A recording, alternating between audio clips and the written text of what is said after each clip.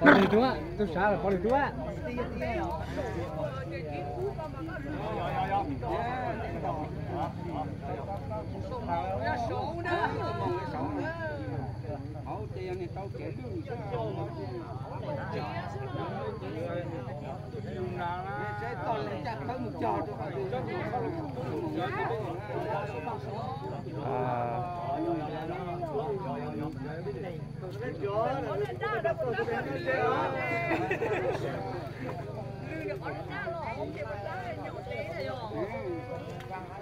Chạm lông sao sao chạm lông chắc kia hả sao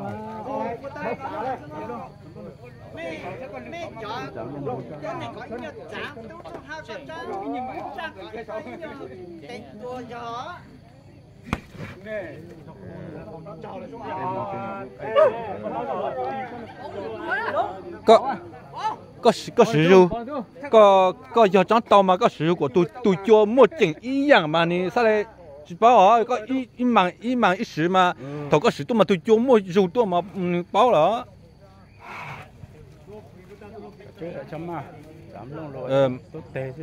mà chỉ là trồng ha cho lo muốn trả chỉ là trồng khỏi mà trời muốn lông là trồng trời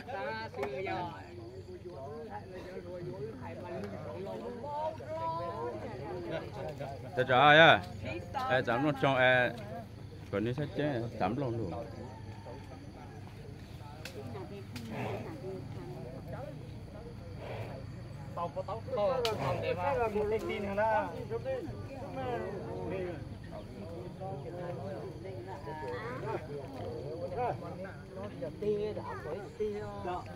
trong đây cho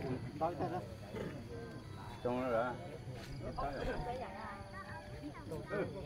luôn tàu chưa hả? cho lúa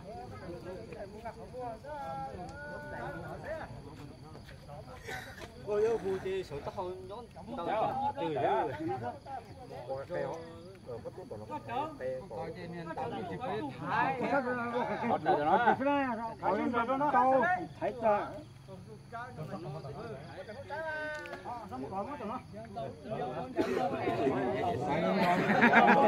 sao bao nhiêu tiền à? đang còn có cái gọi là đây nữa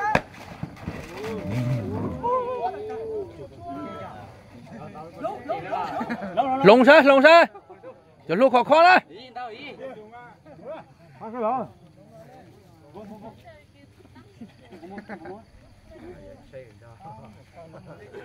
ở lử tế nhà chỉnh bảo tháo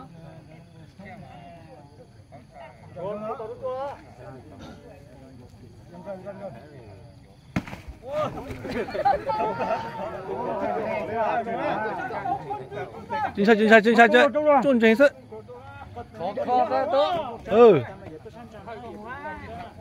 có sỉnh sao gì hao sao gì đừng khí cứu nè đừng khí cứu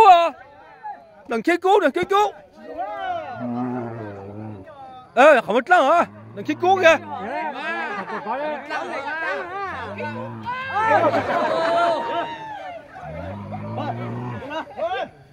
đừng khí cứu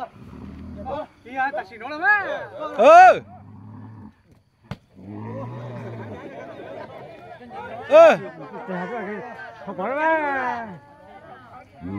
trời trông quá chả đâu mà gió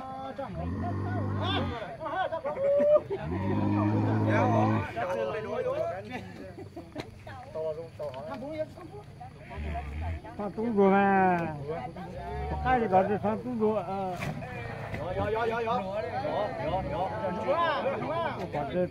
không có tao cái trong lại tao nói không có thể có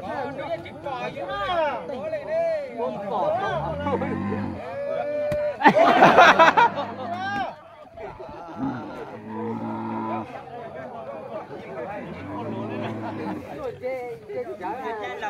sao ta sẽ trúng được coi nè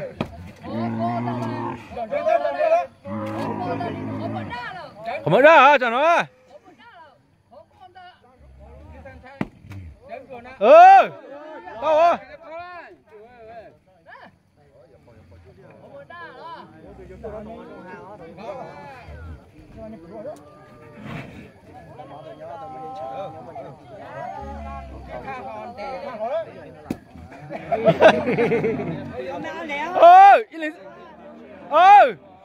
Hỏi giờ con.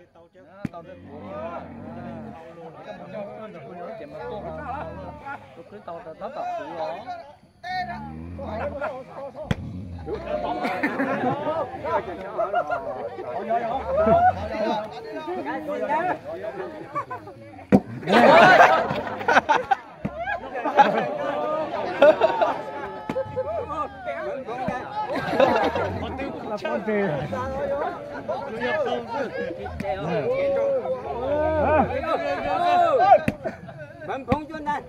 Có đâu mà thấy ăn chưa? Có đi chưa có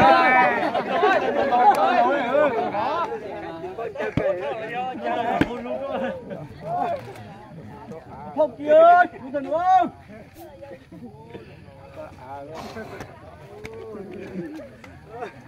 Không nhiều, chỉ tỷ ra là tỷ ơi.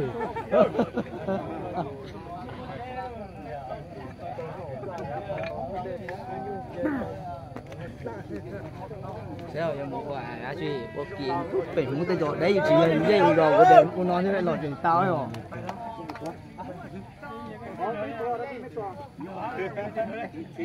Thôi mà cho kỳ đấy con nào ho.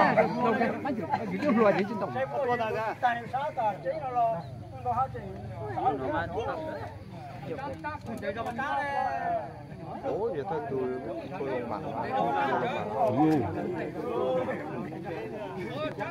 Chị Phan cô tàu sao đâu?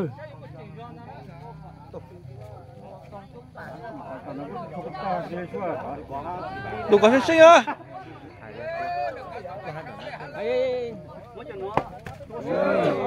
Không được nó sắp đó là trả chính rồi. Đi đã.